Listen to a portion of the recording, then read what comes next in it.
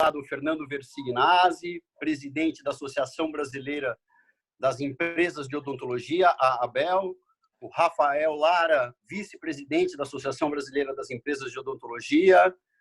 Boa tarde, Rafa. Boa tarde, Fernando. Estamos aqui reunidos... Boa tarde, Rô. Tudo bem? Boa tarde, querido. Boa tarde. Boa tarde, Fernando. Boa tarde, Rô. Bom, estamos aqui reunidos, né, nesta quarentena, né, que começa no dia de hoje, né, num gabinete de gestão um pouco diferente, né? Na realidade, nós estamos propondo, em nome da ABEL, da Associação Brasileira das Empresas de Odontologia, não um gabinete de gestão da crise, como muitos estão fazendo por aí, inclusive entes governamentais, mas a gente está propondo um gabinete de solução da crise para o momento em que a mesma acabar, né? Ou passar, ou que pelo menos a gente possa voltar aos nossos consultórios, aos nossos tão sonhados, né, consultórios, aos nossos tão sonhados trabalhos clínicos pela odontologia, aos nossos tão sonhados empreendimentos em nome da odontologia.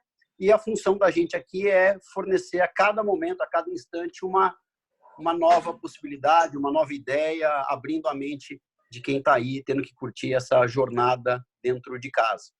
E a gente sempre vai trazer um convidado especial, né, a cada edição desse gabinete de solução da crise odontológica da ABEL.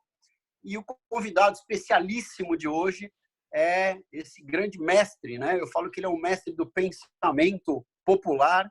Ele é um mestre na área de economia, é um economista brilhante, é uma mente brilhante, é uma pessoa brilhante, né? Ele que também é integrante da bancada do programa Fim de Expediente da Rádio CBN. Né? Eu tive a felicidade de atuar com ele, né, no começo da jornada no Fim de Expediente, pela Rádio CBN, né, um orgulho que tenho. E muito antes disso, ele é um grande amigo, uma pessoa altamente capacitada para nos ajudar, vamos dizer assim, a trabalhar a questão da crise que a gente está vivendo, que é o Luiz Gustavo Medina, né, o famoso Teco Medina, que todos conhecem. Teco, boa tarde, prazer imenso ter aqui você no gabinete de gestão da solução para a crise da ABEL. Salve, Duco. Boa tarde, Rafael, boa tarde ao Fernando. Vamos tentar achar a solução para quase tudo aqui. Então já começa dando uma solução. E aí, como é que a gente sai dessa enrascada? Como é que a gente sai da enrascada de uma temporada sem trabalhar? Dentro da previsão governamental, nós estamos calculando que entramos em quarentena hoje e vamos até o dia 7 de abril. Se essa previsão se confirmar, nós temos um panorama. Mas e se essa previsão alongar? Como é que você vê isso em termos de risco para pequenos, médios não, né? A maioria pequenos e microempreendedores da odontologia?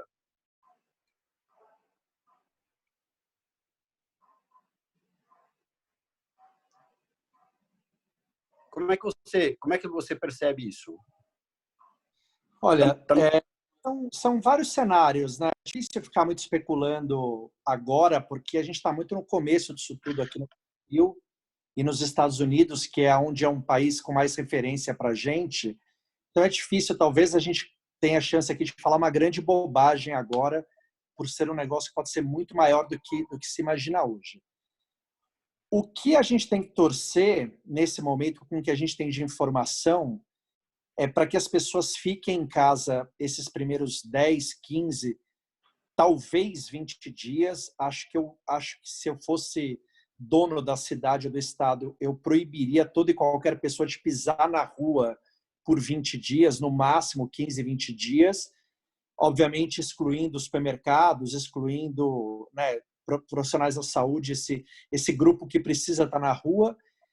Agora, a partir daí tem que ter uma estratégia de saída, né? Não dá para manter todas as empresas fechadas do estado inteiro por muito mais do que isso. Se isso acontecer, e acho que isso é uma possibilidade hoje, você vai ter uma quebradeira no país que nenhuma guerra foi capaz de fazer, né? Você vai gerar um número de desempregados, você vai gerar, ao invés de uma recessão econômica, uma depressão econômica, e a gente aí talvez leve 5, 8 anos para se recuperar de 2 trimestres parados, né?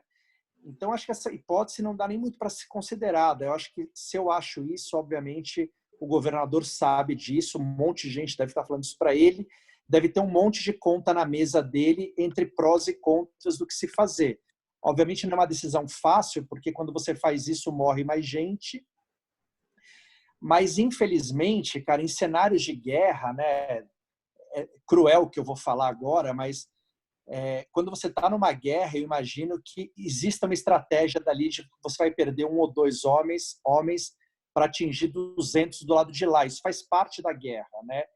E a gente está um pouco nisso, né? A gente está um pouco nisso, talvez vá acabar morrendo um pouco mais de gente do que deveria ou do que precisaria, porque em algum momento o estrago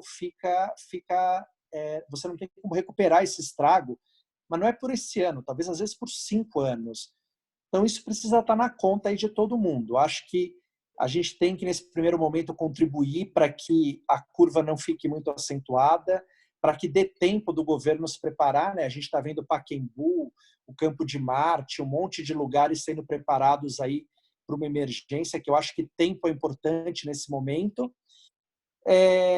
E é isso. Todo o resto é especulação e rezar para que a coisa seja o melhor possível.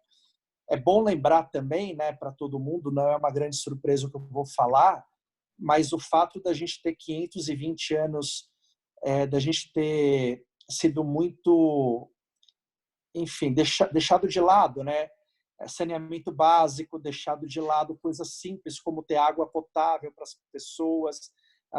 Isso tudo, a conta vai chegar pior do que chegaria se a gente tivesse levado isso um pouco a sério, né? O fato das pessoas chegarem já muito doentes, já muito debilitados, já muito mal alimentados, já com um monte de doença ali no organismo, isso tudo piora, né?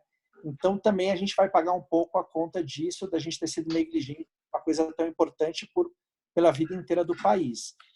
Agora não adianta, agora é torcer para que a gente consiga tirar coelhos da cartola, mas para que para que esse lockdown aí de todo mundo, ele não dure muito mais do que 15, 20 dias.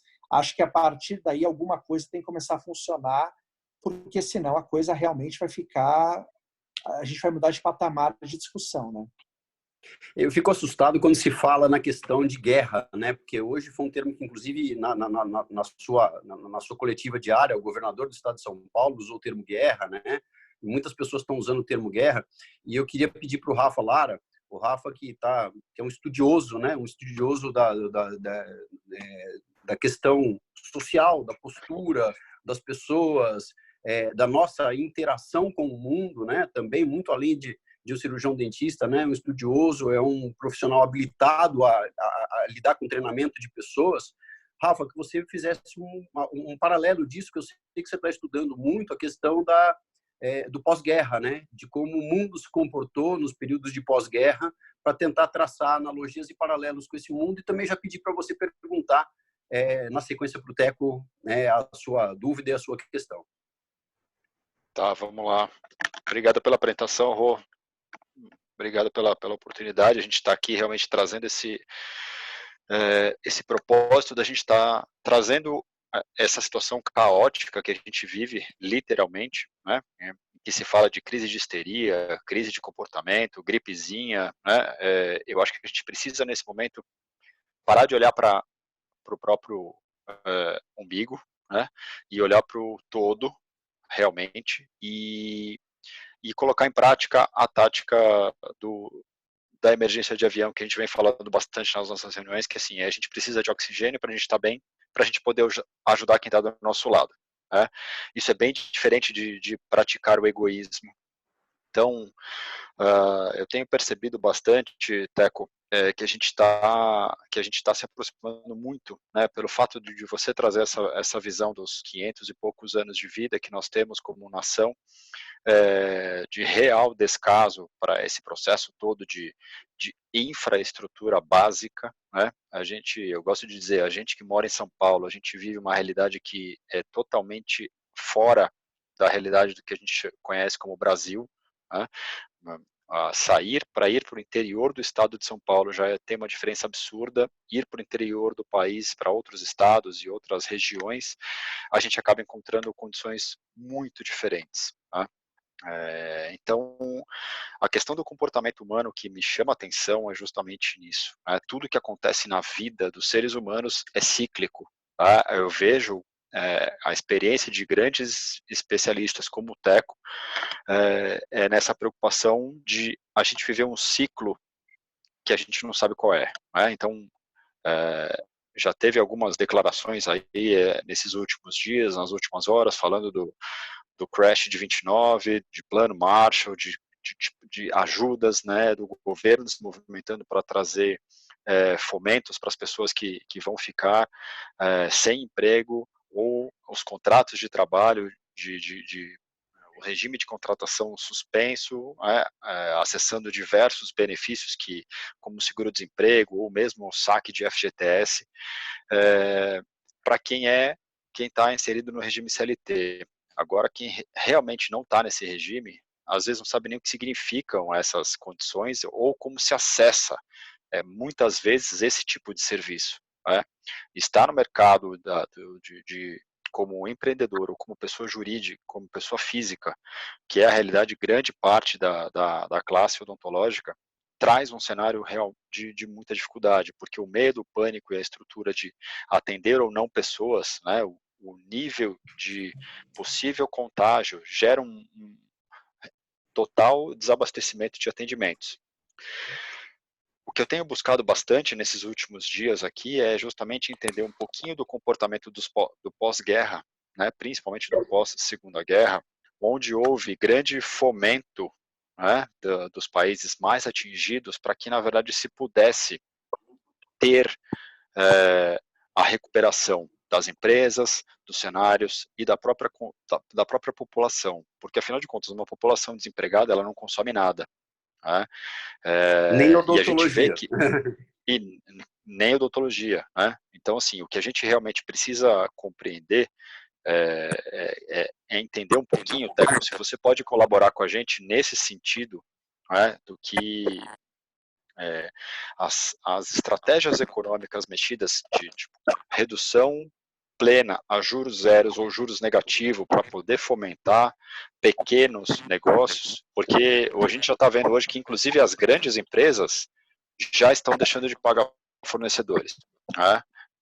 Pequenas, médias empresas hoje já não pagam seus fornecedores, sabidamente, e isso se perpetuando por 15, 20 dias, a gente já dificilmente consegue segurar essa onda. Né? Então, assim, diante dessas possibilidades, o que a gente está tentando trazer aqui é, de repente, obviamente que não é copiar, mas assim, entender a partir do que houve já em um determinado momento do comportamento humano em pós-guerras, só que na verdade a diferença da guerra é que hoje a gente não tem um inimigo efetivo, né?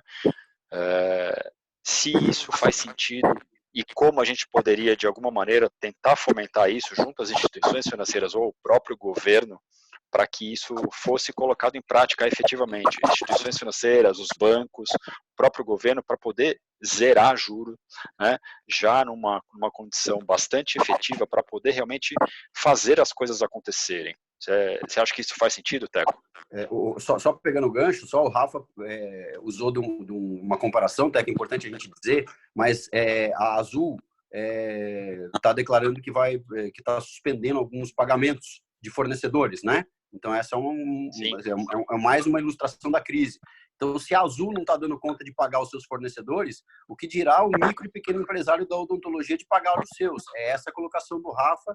E o que ele quer dizer estamos todos na mesma barca nesse pós-guerra, que será o período, né, para a recuperação da crise dessa pandemia, né? O próximo período. Lembrando que a gente ainda não sabe se é o tamanho desse pós-guerra, né? Porque uma coisa é a gente começar de 20 dias parado, outra coisa é a gente começar de 90 dias parado. Rafa, na verdade, assim, tem muita coisa que está sendo feita, muita coisa vai ser feita, tem coisas que são mais úteis. Reduzir os juros nesse momento pode ser feito, vai ser feito, já está sendo feito, mas não é das coisas que mais afetam você hoje, porque o que você precisa hoje é reabrir o seu negócio, né? Você precisa de crédito se você precisar, então não adianta baixar os juros se não tiver crédito. E o que você precisa que os governos gastem dinheiro, os governos ponham dinheiro na mão das pessoas ou das empresas. Os juros que eu digo é justamente nessa questão do crédito, né? Literalmente, o crédito facilitado com praticamente sem juros, na verdade, né? Mas isso vai ter, mas vai ter muita gente que vai quebrar antes de chegar nisso, entendeu? Porque se você não Sim. abrir logo o seu negócio, você não toma crédito. E se você... se as pessoas perderem... Se você entrar numa espiral muito grande, não adianta você ter juros zero, porque não vai ser esse o problema. O problema hoje é o que você pode cortar de imposto para as empresas, o que você pode injetar de dinheiro em alguns setores, o que você pode dar de dinheiro na mão do trabalhador para que ele aguente esse período da melhor maneira possível. Então, gastar dinheiro. No limite, são os estados gastarem dinheiro de alguma maneira, ou isentando imposto, ou gastando na economia, ou dando dinheiro para as pessoas, que é o que está todo mundo anunciando que vai fazer. Obviamente, cada país, com a sua situação fiscal, tem sua limitação. O Brasil vai poder fazer muito menos do que poderia, do que os outros, porque o Brasil já está com um problema de contas públicas. Então, mesmo ele gastando muito dinheiro, não tem tanto dinheiro. Agora, voltando ao ponto zero, né? Se você fechar a economia por um ano, não há dinheiro do governo, não há isenção de imposto, não há taxa de juro zero, não há crédito disponível que resolva esse problema. A questão central para a economia é isso ser o mais rápido possível. Entendeu? Quanto mais tempo ficar fechado, menos coisas vão ter o que fazer. E para a gente ficar menos tempo fechado, ao que parece, a gente precisa ou arrumar um tratamento eficiente para o coronavírus, ou torcer para essa curva embicar logo para baixo, ou, acho que a coisa mais impossível nesse momento é uma vacina que possa ser fabricado rapidamente. Acho que isso é difícil. Então, não antes de um ano, né? A previsão da vacina é só para o próximo ano, com muita sorte para o segundo semestre. Então, a vacina já não resolve, mas um tratamento já nos resolve. Um tratamento que as pessoas parem, que as pessoas se contaminem, mas já nos resolve. Então, se eu tivesse que torcer para alguma coisa, na ordem, para que saia um tratamento, porque aí isso independeria da curva, né? Para que a curva não cresça muito aqui no Brasil, em especial em São Paulo, porque São Paulo, bem ou mal, é o Brasil, então é importante para o país que aqui funcione rapidamente e para que esse lockdown completo não dure muito, porque, de novo, uma coisa é a cidade inteira parada 15, 20 dias. Uma cidade parada 40 dias não é o dobro pior, é tipo 5 vezes pior. Porque 20 dias você segura o emprego de muita gente, 20 dias você negocia com o fornecedor, 40 dias você já não tem fôlego às vezes. Então, 40 dias você já demite o cara. Quando você demite o cara, esse cara fica sem renda. E aí você começa a gerar uma espiral horrorosa. Esse cara não vai pagar o fornecedor, vai virar inadimplente, esse fornecedor também tem seus fornecedores, ninguém consegue pagar ninguém, e aí vira uma grande bola de neve.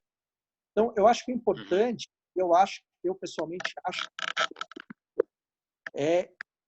em 5 dias, no máximo 10 dias, o Dória, em algum momento, vai ter que sinalizar de que vai haver uma estratégia das coisas irem abrindo aos poucos.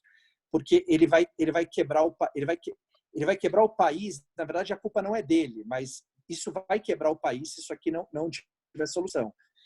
Então, de alguma maneira, vai ter que ter. Não tem muito o que fazer nesse momento, a não ser torcer para se achar um tratamento, para que essa curva não embique muito, para que se possa ir abrindo a cidade e o estado aos poucos.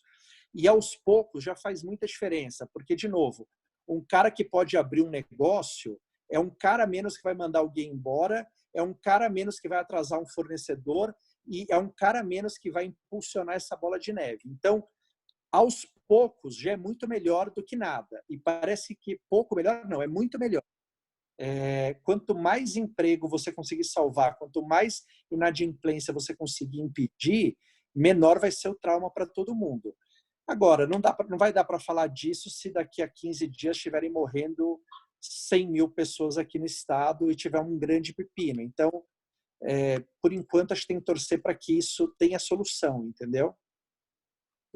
Em cima do que o Teco falou agora, eu sei que o Fernando Versignazzi, que é o presidente da Abel, ele tem alguns números, inclusive, Fernando, se você pudesse comentar sobre esses números de uma pesquisa, uma das primeiras pesquisas que a Abel implementou, que foi implementada agora, para ver o perfil de preparo do profissional da odontologia, do micro e pequeno empresário da odontologia, o empresário individual da odontologia, para suportar essa crise, né, Fernando? Queria que você falasse um pouquinho disso e também fizesse sua pergunta para o Teco Medina. Obrigado, Rô. Teco, primeiro, valeu pela tua disponibilidade aí para bater um papo com a gente. Você sempre circulou aí com nós dentistas, né? Fez alguns trabalhos em empresa de oral care aí. Então, sabe como é que é o dia a dia do dentista. A gente fez uma pesquisa recentemente, eu vou compartilhar aqui a tela com os colegas que estão vendo. Pesquisa, eu fiz algumas perguntas, né? Poucas perguntas. Eu perguntei para aquele grupo de dentistas qual que era o seu negócio. A maioria, 44%, tem uma clínica com até 3 cadeiras. A outra parte é uma cadeira só, então trabalha sozinho. Perguntei onde vinha a sua fonte de receita principal. E aqui a gente via que vem de pacientes particulares, 81,6%. Então, quer dizer, se o paciente não tem como, perde emprego, não tem rendimento, não tem como gerar receita, pouco provável que ele vai passar no dentista para uma consulta de rotina, para uma consulta eletiva, provavelmente ele vai só para um atendimento de emergência, né? Outra questão, perguntei da questão de modelos jurídicos que trabalham, né, físico-jurídica, a maioria trabalha com pessoa física ainda, profissional liberal, tem aquela carga tributária de 7,5% a 27,5%. Aí pergunto, você acha viável a redução da alíquota de imposto de renda da pessoa física? Foi uma das exigências que o CFO pôs ao ministro Paulo Guedes num documento enviado no dia 20, se eu não me engano, no dia 20 de março. A questão de funcionário hoje, a grande maioria emprega uma pessoa, 83,7%. Perguntei também se ele tinha um fundo de reserva de emergência e se tinha para quanto tempo. A gente vê aqui que 40% apenas, 40% do total perguntado não tem nenhum fundo de emergência, 32% tem para 30 dias apenas, né? Então, pensando no cenário aí de 20 dias fechado, pode ser que vai impactar muito. E aí eu fiz uma outra pergunta para ver qual que é a percepção de sentimento que o pessoal está sentindo hoje, qual que é o principal sentimento que predomina nele. De fato é o medo, acho que até na gente também predomina o medo, né? Mas eu vi também que muitos têm esperança, né? Então, a minha pergunta é referente à questão lá do imposto de renda, você acha que é viável? Eu sei que o Paulo Guedes está com uma pilha de pedidos na mesa dele, para escolher algum e tomar algumas decisões. A questão a gente vê aqui que o país tem, que a maioria dos profissionais tem esperança. Se você também queria estar no grupo aqui do medo ou da esperança, eu queria te propor também, imagina você tendo um pequeno negócio que fatura 20 mil reais por mês, tem uma despesa de 5 mil, qual atitude você tomaria hoje? Fecharia o negócio, contrataria empréstimo num banco privado, num banco público, usaria cartão de crédito, usaria cheque especial, o que você faria nesse cenário? Que eu acho que hoje o colega está presenciando. Vou começar de trás para frente. Se eu tivesse um negócio hoje e não tivesse nenhuma reserva de emergência, a primeira coisa que eu faria seria imaginar que por 2 meses, acho que 2 meses é um pior cenário bem ruim, eu vou faturar 0, né? Então eu vou faturar 0 até o meio de maio, eu faturaria 0. Colocaria ali qual seria meu custo, né? Quanto de dinheiro eu precisaria ali nesse cenário de vou faturar 0. Então, se eu descobrisse que eu preciso de 30 mil reais, iria num banco, procuraria desde até qualquer banco. procuraria em todos os lugares. Aonde está o crédito mais barato? Não importa o gato desde que ele come o rato, é o ditado chinês. Então, quem me der o crédito mais barato me resolve. Pegaria esse dinheiro porque é o que eu vou precisar, entendeu? Eu vou precisar para isso. Então, isso já me garantiria ali esses 2 meses. No pior cenário que a gente consegue imaginar hoje, eu estou meio garantido com o meu negócio. Cara, ligaria para todos os fornecedores, tentaria negociar pessoalmente ali com eles um atraso, um desconto, qualquer coisa que o fornecedor pudesse me dar para ajudar. É bom lembrar que tem muita gente que vive de renda, que precisa, por exemplo, do aluguel que você paga do seu consultório para viver. Mas tem muita gente, Fernando, que se você quebrar, atrapalha mais a vida dele do que se ele atrasar. Então, como você nunca sabe com quem você está falando, às vezes você pode conseguir isso. Pode conseguir para o cara que ele parcele um pouco o aluguel, ou que ele dê não sei. Aí depende de cada um. Então, tem que falar com o fornecedor, tem que conseguir um capital de giro para conseguir segurar essas pontas. E depois a gente tem que torcer para que esse período não seja maior que 2 meses, né? Para que depois, quando abra, você volte a faturar e a roda comece a girar para onde sempre girou. Obviamente, você vai ter um custo ali de ter que pagar um financiamento ali por um bom tempo, mas não vai ter solução, não tem solução boa para ser dada. Tudo vai doer um pouco de alguma maneira. E aí, voltando ao ponto zero, né? A reserva de emergência, né, para as pessoas, para as empresas, ela serve exatamente para isso, para essas emergências. Então, vai ser premiado a pessoa, a empresa que conseguiu ter um caixa, porque essas emergências sempre acontecem. A gente está falando de um coronavírus, mas o dentista poderia ter quebrado a mão, né? Poderia ter pego fogo no consultório.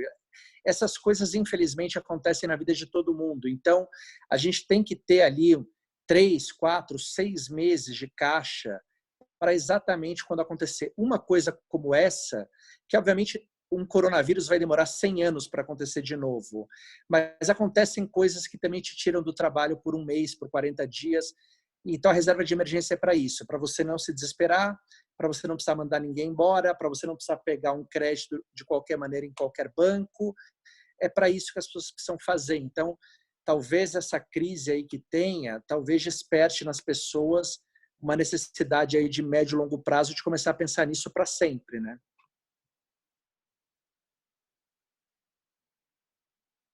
E a questão que eu te perguntei, você está mais com medo ou mais com esperança? Eu não estou nem com medo nem com esperança. Eu estou apreensivo porque acho que é um problema sério, que acho que pode ficar... É engraçado porque eu acho, ao mesmo tempo que eu acho que o vírus não é bobo, não posso falar que ele é bobo, mas assim, eu acho que a letalidade do vírus é baixa, entendeu? Se a gente imaginar que, cara, que você tem 1.000 pessoas hoje no Brasil infectadas, quando na verdade, evidentemente, não são 1.000, são 20.000 pessoas que estão infectadas e morreram 20 e poucas pessoas, cara, é uma letalidade de 0,1, é muito baixa a letalidade, né? O problema é que se você contactar 200 milhões de pessoas ao mesmo tempo, a letalidade de 0,1 vai morrer 200 mil pessoas. Então, isso que me deixa apreensivo. Ao mesmo tempo, eu acho que com o mundo inteiro trabalhando nisso, o mundo inteiro pensando nisso, um problema que está atingindo todo mundo, eu acho que deve ter gente boa na medicina a ponto de achar um medicamento que amenize isso tudo. Então, o meu sentimento é esse, é torcer para que a curva não piore muito a tempo de que se ache um tratamento que amenize as mortes. É isso.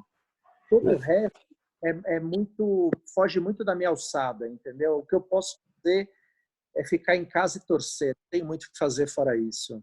Olha, eu vou dar uma dica, hein, Teco? O remédio que está sendo estudado agora, que o Donald Trump vem, inclusive, fazendo uma pressão aí para que ele possa entrar o mais rapidamente no mercado, é um remédio de 70 anos de existência, né? Um remédio usado para o tratamento de sintomas da malária, do lúpus e de algumas outras manifestações, né? A cloroquina, né? É um remédio que tem uma perspectiva grande nesse sentido, e se não for ele, vai ser um outro certamente, eu tenho certeza que uma coisa a gente pode acreditar, né? A capacidade da medicina e da área de saúde de resolver problemas disso em curto espaço de tempo é enorme, né? Mas, assim, o que me chama atenção nisso também é a questão dos valores, né? Porque eu acho que a gente sai dessa crise toda entendendo que precisa valorizar, como você disse no começo, né? A gente precisa valorizar mais do que nunca o retardo de 500 anos no tratamento da questão do saneamento básico no Brasil, né? Você pega uma cidade como Bauru, não tem saneamento básico, né? A curva de inversão de valores, ou seja, não tem dinheiro para pesquisa, mas tem dinheiro para pagar uma fortuna para um jogador de futebol, você está entendendo? Tem dinheiro para pagar uma fortuna e investir, quer dizer, o que a sociedade quer daqui para frente, como sociedade, né? O que ela precisa para ela sobreviver, para ela poder comer, para ela poder fazer as suas crianças crescerem, né? Então, acho que tudo isso é uma questão de valor que a gente vai ter que discutir daqui para frente. Mas eu sei que você é um investidor. Eu queria te fazer uma pergunta um pouco mais... Falar uma coisa, só para te falar um contrassenso, né? Você tem, hoje no Brasil, 50 milhões de pessoas sem privada, né? Sem saneamento básico, e 30 milhões de pessoas sem água potável, né? Mas a gente, como sociedade, de uma maneira geral, não eu, não você, não sei quantos mais, muitos mais, obviamente, mas a imensa maioria das pessoas achou bacana a gente construir 8 estádios para a Copa do Mundo, né? O dinheiro é o mesmo, né? Então as pessoas queriam uma Copa do Mundo, mas elas aguentam esperar ter água potável na casa delas. É o caso do Parque Olímpico do Rio, né? Está lá parado, não servindo para nada, né? Poderia, por exemplo, ser usado num momento desse para que se criasse hospitais de campanha e coisas do gênero, mas está lá parado, né? Eu queria te perguntar o seguinte: todo mundo fala que crise sempre é oportunidade, né?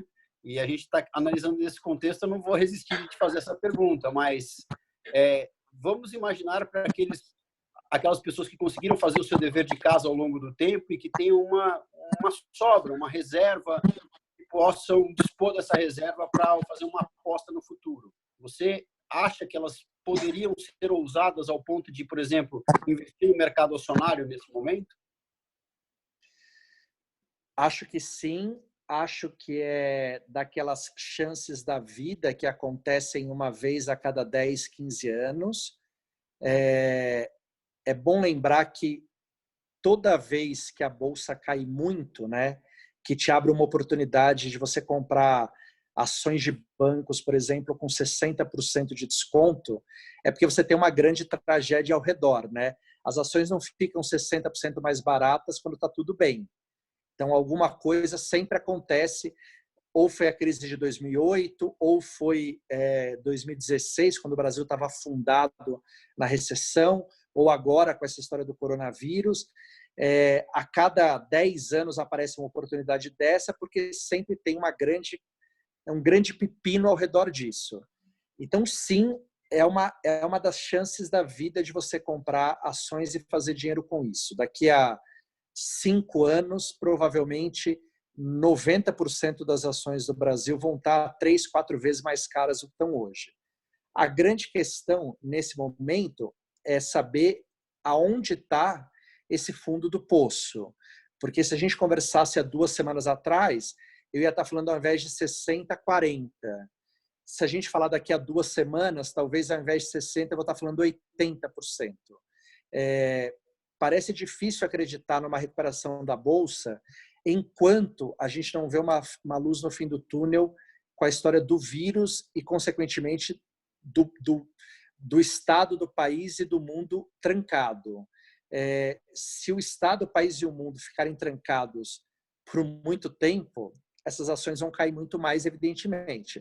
Mas que elas vão se recuperar, que elas estão baratas e que é uma oportunidade, não há a menor sombra de dúvida. Agora, não é fácil comprar uma ação hoje, né? Você tem que imaginar como é que você vai comprar ação de uma empresa, por exemplo, as ações da Magazine Luiza, por exemplo, que são a grande vedete do mundo, né, do Brasil, o maior caso de subida de ação da história da Bolsa Brasileira, elas caíram 50% no ano, por exemplo. Quando é que você vai encontrar uma oportunidade dessa? Nunca mais. Ao mesmo tempo, como é que você vai comprar ação de uma empresa cujas as lojas estão todas fechadas e que o faturamento dela é zero e que o faturamento dela de abril, se nada mudar, será zero também? Zero é modo de dizer, óbvio que tem o e-commerce, mas ela tem uma despesa fixa imensa e o faturamento vai ser pulverizado ali. Então é difícil você comprar ações num momento como esse. Obviamente, quando as coisas clarearem, todo mundo vai ter a ideia ao mesmo tempo. E aí você vai ter uma alta de 10%, no outro dia uma de 8%, no outro dia uma de 8%. É o risco de você esperar um melhor momento para comprar ação. Então, acho que é uma ótima chance, acho que é um ótimo momento, os preços estão baixos, daqui a 5 anos a gente vai falar, nossa, e aqui na época de 2020 que a ação custava tanto. Mas a gente não sabe se o fundo do poço é hoje. Perfeito. Fernando, tem mais alguma pergunta, Fê? Acho que tem uma questão além disso tudo que a gente falou também, né? Que diz respeito ao micro e pequeno empresário, né?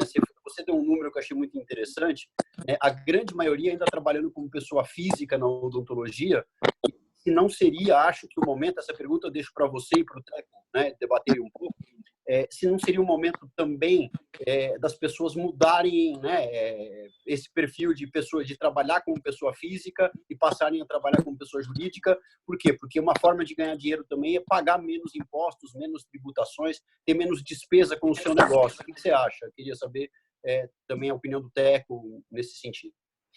Assim, agora é o momento de você fazer planejamento, inclusive planejamento tributário, né? Abrir uma pessoa jurídica, ver, simular cenário da sua série histórica, quanto você estava pagando efetivamente de imposto. Acredito que vão haver linhas de crédito melhor para a pessoa jurídica do que para a pessoa física. Acredito, é só um achismo, não sei. Acredito que podem tratar o profissional liberal como uma pessoa física equiparado à jurídica e conceder o mesmo benefício também. Então, acho que esse caráter de natureza jurídica para o profissional liberal, nesse momento, talvez não seja o que vai causar alguma diferença, mas eu hoje estou propondo aos colegas começarem a se formalizar mais, a criar uma empresa, regularizar, ter um fluxo de caixa direitinho, uma reserva de emergência direitinho, para que esses momentos, quando ocorrerem, a gente ter uma equipe para ajudar na eventualidade que o Teco até comentou, você quebrou a mão, você ficou doente, você saiu de férias. Se não acontece isso, o faturamento vai lá para baixo também. Então, tendo uma empresa saudável, uma equipe jogando junto, a roda não vai parar de girar em nenhum mês, vai continuar rodando, né? Essa questão de natureza jurídica tem alguns cenários que também agora é o momento de pôr na mesa, pôr no papel, verificar os prós e os contras, entrar em contato com os bancos também para ver qual a opção de linha de crédito para a pessoa jurídica, para a pessoa física. O pessoal agora vai ter que inventar a odontologia, o consultório odontológico. O paciente hoje está morrendo de medo de ir no dentista. Já tinha medo antes, né? Agora, com o risco de infecção, vai ter mais medo ainda, né? Então, a gente vai ter que começar a criar uma cultura na cabeça do paciente de segurança, de que a gente está trabalhando de uma forma profissional, a gente trata a biossegurança do nosso consultório direitinho. Então, acho que é o momento agora da gente formalizar a odontologia, regularizar a odontologia. Tem colegas que... Eu faço consultoria para alguns colegas de negócio. Eu vou sugerir que feche o consultório. Agora é hora de fechar o consultório, fecha a porta e vai embora. Recalcula a rota, um passo para trás, às vezes, é uma estratégia também. Então, a minha percepção hoje é essa. Acho que é o momento que o Brasil, o mundo está repensando tudo, todas as formas de convivência, os valores, e quem vive de odontologia também vai ter que repensar o dia a dia do teu consultório, a relação com o cliente, com o paciente. Então, acho que o meu entendimento hoje é esse. Hoje, o propósito da Bel hoje é que a gente faça esse apoio a esse colega, para ele se formalizar passo a passo, dando a mão para ele conseguir chegar no momento pós-crise,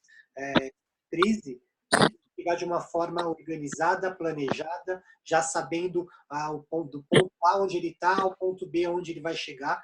Talvez para chegar nesse ponto B vai haver um recálculo de rota, mas ele tem que ter um ponto B definido, até para planejar uma aposentadoria, planejar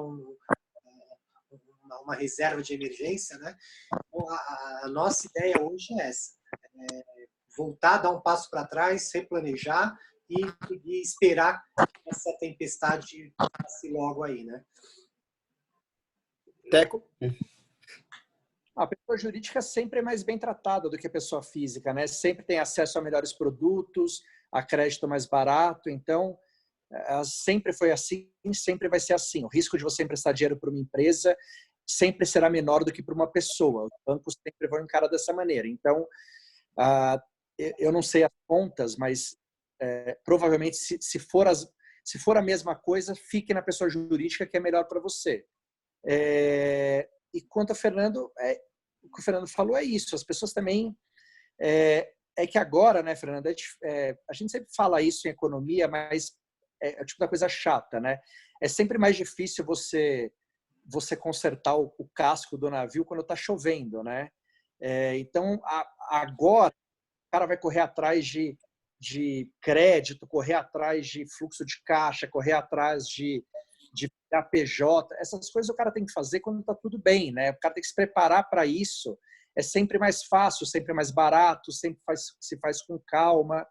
Mas as pessoas, o brasileiro, de uma maneira geral, ele ainda é muito otimista. Ele sempre acha que nada vai acontecer com ele, sempre vai acontecer com o outro. Então, a gente toma muito pouca precaução sem ser no estado de emergência, né? O que é uma pena, porque sai sem Acho que cortou um pouco. Então, eu queria encerrar esse bate-papo, agradecer a participação de todos vocês, mas eu queria fazer uma brincadeira. O Teco já está bastante acostumado com essa brincadeira nossa de encerramento, né? E como um comitê de gestão de soluções para a crise, né? Para a crise odontológica que nos assola, eu vou pedir para vocês darem 2 prêmios, né? Então, vou começar pelo Teco, né? E o primeiro prêmio é o prêmio Coronavírus. O prêmio Coronavírus é para aquele cara que está tendo, assim, a pior conduta possível e imaginária diante do que nós estamos assistindo da crise. Fiquem à vontade para repetir, se acharem que é o mesmo, para não repetir. Enfim, quem vocês acham ou o que vocês acham que neste instante merece o prêmio Coronavírus, ou seja, de pior ator desse filme que nós estamos passando, desse filme de terror que nós estamos passando? Quem começa? Começa pelo... Deixa o Teco para o final, vai. Vamos começar pelo Fernando. Vamos começar aqui pela ordem. Fernando, você como presidente começa a premiação. Vai difícil, né? Tem alguns aí que mereciam, né? Eu acho que o Bolsonaro está merecendo, a família dele também está merecendo, por algumas groselhas que estão falando aí, causando pânico, né? Mas a gente que está de fora não sabe como é que é o bastidor lá, né? Então, deve ser um pior bastidor que a gente imagina. Mas eu vou contemplar o Bolsonaro com esse título. Não me vem mais ninguém na cabeça nesse momento. Rafa?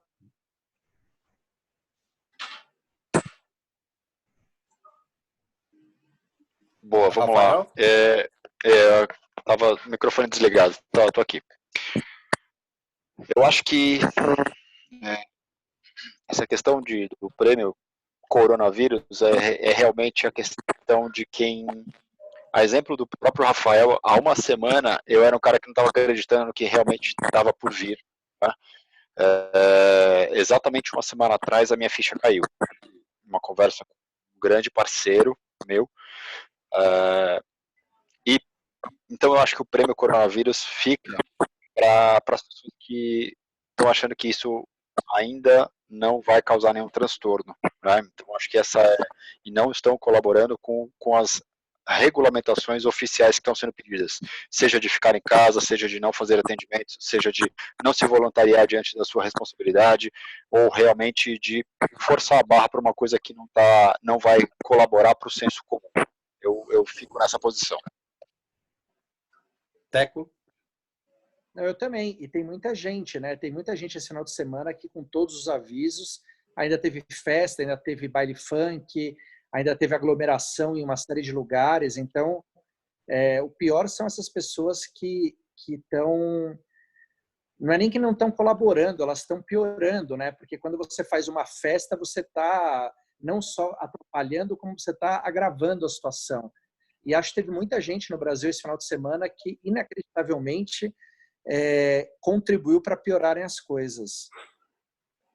Eu vou com vocês, o meu voto também é para a falta de sensatez de algumas pessoas, né, e a capacidade das mesmas de entender o risco a que estão submetidas. Mas eu acho que aí o prêmio vai para a falta de educação, né? Então a gente fala sempre que para se construir a base de um país precisa ter educação e saúde como pilares, né? E as duas coisas mais afrontadas e mais evidenciadas nessa crise é a falta de educação, a falta de acesso à educação e a falta de acesso à saúde, né? E principalmente a falta de acesso à educação em saúde. Foi a falta de acesso à educação em saúde que fez esse problema do coronavírus começar lá na China. Não é possível que um país da dimensão da China alguém ainda coma uma sopa de morcego ou sopa de cobra e comece toda uma pandemia desse tamanho, né? As autoridades de vigilância daquele país, né, que negligenciaram a informação a tempo, ou seja, permitiram que isso se disseminasse, né? Então isso também vai um troféu coronavírus para eles, né? E autoridades públicas, como por exemplo as da cidade de Bérgamo, né, que retardaram a recomendação, né, o cumprimento da recomendação de isolamento para as pessoas, e graças a isso estamos assistindo, né, inúmeras tristes mortes na região da Itália. Mas nós vamos terminar feliz, porque agora é o Comitê de Gestão da Solução da Crise. Então, eu quero o Oscar. Eu quero que vocês votem agora no Oscar, naquele que merece o prêmio, vamos dizer assim, do mais proativo, ou aquilo, né, que está acontecendo, pelo menos, que vocês dariam o prêmio de... Esse é o símbolo de que nós vamos sair da crise maior do que entramos. Vamos começar pelo Fernando de novo. O Oscar vai para quem? O Oscar eu vou dar para o prefeito de São Paulo, Bruno Covas. Ele está enfrentando uma quimioterapia, um tratamento pesado. Mesmo assim, o trabalho dele está tomando algumas atitudes que talvez outros não tomariam. O discurso dele me agrada. Eu falei do Bolsonaro como o prêmio coronavírus, eu pontuei uma pessoa, vocês foram mais amplos da resposta, mas eu pontuei exatamente quem representa toda essa amplitude da resposta. Tudo que vocês falaram de característico, o Bolsonaro expôs, ele falou, ele tem o microfone na mão, ele pôs para fora, falou que se ele morreu de facada, não ia morrer por uma gripezinha, né? E o troféu Oscar eu dou para o Bruno Covas, porque ele está enfrentando uma barra, uma puta de uma crise, e principalmente no meio de um tratamento que correndo risco de vida iminente. Então, o Oscar vai para o prefeito Bruno Covas. E, Fê, é importante dizer, não é discordando de você, não, né? Eu reforço o seu voto no prêmio coronavírus também, né, para o presidente da República, até porque, principalmente pela insensatez dele, né, de no momento de recomendação do próprio ministro da Saúde dele, para não entrarmos em contato com as pessoas, ele lá dá a mão para uma ação que ele mesmo tinha, né, dito para que não acontecesse, né, as manifestações do dia 15, e ele mesmo ir lá se expor e expor aqueles que estão ao seu redor, né, tocando as pessoas, expondo aquelas pessoas ao contágio, porque ele estava vindo de uma região endêmica e viajou com gente, inclusive, contaminada né, ou comprometida pelo próprio coronavírus. Ele pode ter prejudicado aquelas pessoas, né? Pode ser que ele não tenha desenvolvido. O chefe maior do Estado deu esse exemplo aí que vocês falaram, de se expor, de não respeitar as regras. Então, ele merece, ele tem que receber isso daí. Perfeito. E, Rafa, seu Oscar vai para quem, Rafa? Eu acho que para todo mundo que realmente está empenhado em realizar uma transformação de verdade, né? No momento como esse, como a gente já falou, como o Teco falou, como todos falamos, e a gente vai vendo várias coisas, a gente não sabe, né? A premissa que o Teco falou, a gente não sabe se esse é o fundo do poço, onde é o fundo do poço, né? E quando a gente fala justamente sobre treinamentos, que é o maior dos problemas é a gente achar que está no fundo do poço, né? Quando a gente acha, a gente não sabe nada, né? Então a gente precisa ter certeza que é o fundo do poço, porque esse é o melhor lugar que a gente pode estar para a gente poder sair disso. Então, o meu Oscar hoje aqui vai para justamente as pessoas que estão se movimentando nesse cenário, como nós que estamos fazendo a parte de cada um aqui, para justamente tentar gerar consciência nas pessoas de melhorar o comportamento, de olhar pelo próximo, olhar por todo mundo e olhar por si também, porque se cada um fizer a sua parte, a gente está num momento bacana de execução, tá? Ô, Rô, tem mais um Oscar aí que pode dar, cara? Deixa o Teco dar o dele e aí a gente vai continuar. Quem sabe ele não dá o que você está querendo aí. Vamos ver. Beleza. Vai aí, Teco. Para os médicos, para os enfermeiros, para a galera dos hospitais, né, que estão lá com medo, estão trabalhando, estão expostos e enfim, estão tocando essa barca toda, né? Era esse daí que meu Oscar vai para os profissionais de saúde, né? E eu junto, né? Queria parabenizar inclusive os nossos colegas da odontologia que, né? Que independente de serem do segmento público ou privado, também estão unidos nessa causa.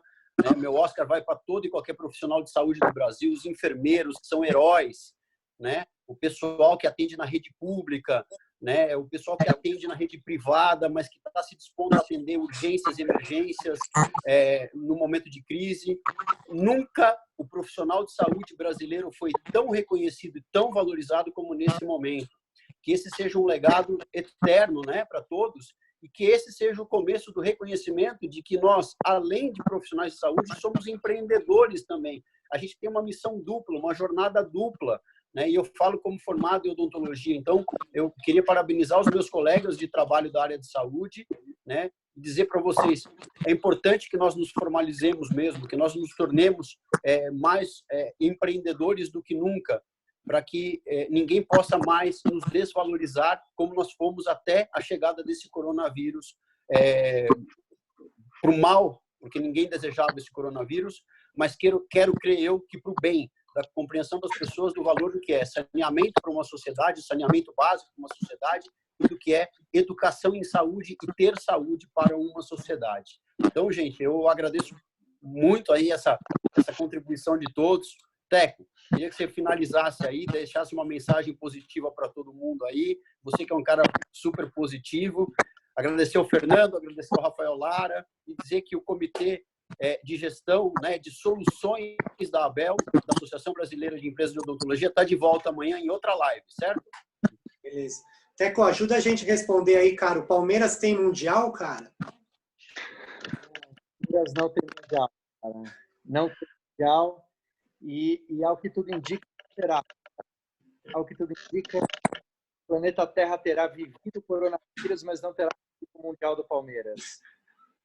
Legal. A piadinha que todo mundo faz é que o lugar mais seguro para se prevenir do coronavírus é a sala de troféus do Palmeiras, né? Porque se é uma pandemia que afeta o mundo, a sala de troféus do Palmeiras não está, vamos dizer assim, muito afeiçoada, né, a coisas de repercussão mundial.